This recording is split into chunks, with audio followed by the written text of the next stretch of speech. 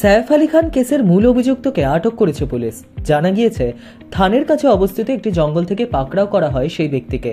তারপরই এদিন তাকে পেশ করা হলো বান্দ্রা কোর্টে। গত বুধবার গভীর রাতে সাইফ ও করিনা কাপুরের অভিজাত বান্দ্রা এলাকার আবাসনে হানা দেয় সারিফুল। জানা গিয়েছে, রবিবার হওয়া সত্ত্বেও 19 জানুয়ারি সাইফ আলী খানের হামলাকারীকে কোর্টে পেশ করা হয়। মাত্র 8 মাস আগে বাংলাদেশ থেকে কলকাতায় আসে সারিফুল। এরপর মুম্বাইয়ে কাজ শুরু করে পরিচারক হিসেবে।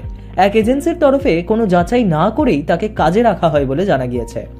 এদিন সকালেই প্রকাশ্যে আসে সাইফ আলী খানকে যে ব্যক্তি হামলা করেছে সে আসলে বাংলাদেশি। সেই পুলিশের হাতে ধরা পড়ার পর কখনো নিজের নাম বিজয় দাস জানিয়েছে, কখনো আবার অন্য কিছু।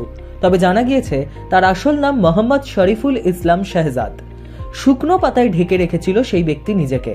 পুলিশ ওই জায়গায় তল্লাশি চালাতে গিয়ে দেখে মাটিতে কেউ একটা ঘুমাচ্ছে, কিন্তু পুলিশ এসেছে টের পেতেই পালানোর চেষ্টা করলেও শেষ রক্ষা হয়নি। আগামী 24 জানুয়ারি পর্যন্ত সেই ব্যক্তি পুলিশ কাস্টাডিতেই থাকবে। এই কদিনের মধ্যে পুলিশ জানার চেষ্টা করবে তাকে কি কেউ এই বাড়িতেই ঢুকতে হবে এমন নির্দেশ দিয়েছিল। ভারতে সে ঠিক কিভাবে ঢোকে, এরকম একাধিক তথ্য।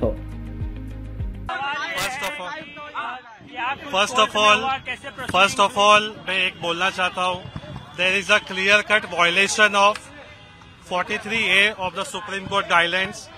आज कोर्ट में मुद्दा उठाया गया है कि 309 लगने वाला है BNS के हिसाब से, पर 309 एप्लीकेबल नहीं होता है because there is no threaten, there is no motive of the to assault the Saif Ali Khan, but there is a clear-cut violation of the section 43A and 35(1)AB because their notice has not been served. First of all, the police has stated that he is not a resident। 6 महीने से वो यहाँ पे रह रहा है, लेकिन वो कई सालों से रह रहा है। आज कोर्ट ने खुद सामने पब्लिक प्रोसिक्यूटर ने एडमिट किया है कि वो 7 साल से रह रहे, 7 साल से रह रहे। लेकिन 7 साल से अगर वो रह रहे और उनका क्या है बैकग्राउंड, तो उन्होंने कुछ किया नहीं है। The remand is very faulty, has not been stated the clear transparency. Second thing, the police custody was not required as all the weapon and everything has been recovered by the investigation officer. Only forensic report and other things are there. It has to be taken care by the investigation officer by the FSL report, not by the custody.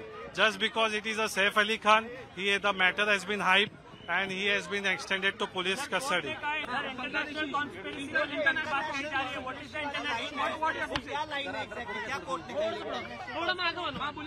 First of all, allegation जो बताए गए international, there is no such international allegation और no such proof। अभी तक investigation officer ने कोई ऐसा proof नहीं बताया है कि उसमें पता चले कि इंटरनेशनल इश्यूज है।